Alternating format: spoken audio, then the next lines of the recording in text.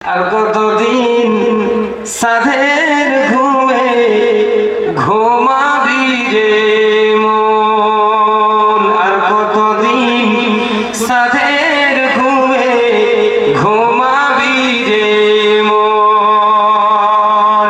দিনের পর দিন কেটে যায়, তুই হইলি না চেতন,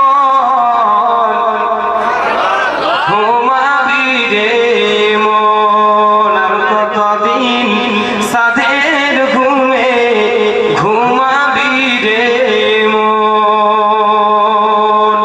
আসলি যেদিন খালি হাতে, বলো সেদিন কে ছিল সাথে রে। আসলি যেদিন খালি হাতে, বলো সেদিন কে ছিল সাথে রে। ভুলেছো দিনের রাতে কখন আসবে রে মন,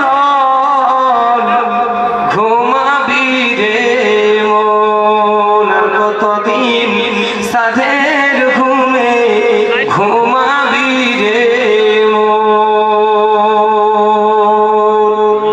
যাদের জন্য এসব করো, ভেবে দেখো মন কেউ নাই কারো রে। মোহাম্মদে সুবহানাল্লাহ, আল্লাহ সুবহানাল্লাহ। যাদের জন্য এসব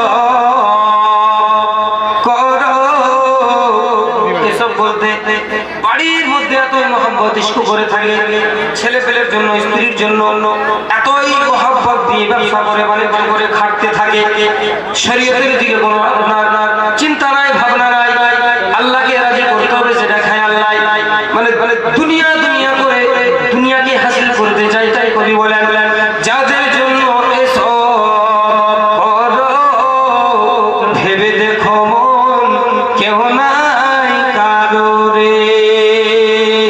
এখন না বুঝবে তুমি যেদিন পরাবে কাফন, ঘুমাবি রে মন, আর কতদিন সাধের ঘুমে ঘুমাবি রে মন।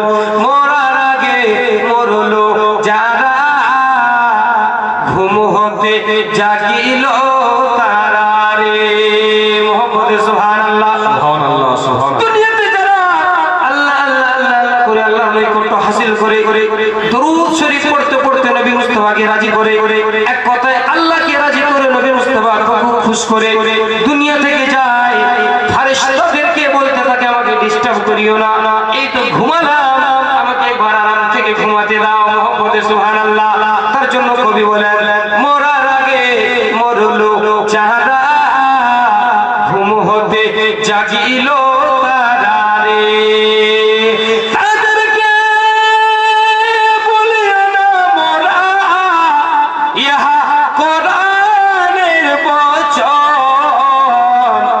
ঘুমাবি রে মন, আর কতদিন সাধের ঘুমে ঘুমাবি রে মন। দিনের পর দিন কেটে যায়, তুই হইলি না চেতন, ঘুমাবি রে মন, আর কতদিন সাধের ঘুমে ঘুমাবি রে মন। এখান থেকে নিজের বক্তব্য সমাপ্ত করলাম। আস্তাগফিরুল্লাহ রাব্বি মিন কুল্লি যামবি ওয়া আতুবু ইলাইহি, লা হাওলা ওয়া লা কুওয়াতা ইল্লা বিল্লাহিল আলিয়্যিল আযীম। আসসালামু আলাইকুম ওয়া রাহমাতুল্লাহি ওয়া বারাকাতুহু।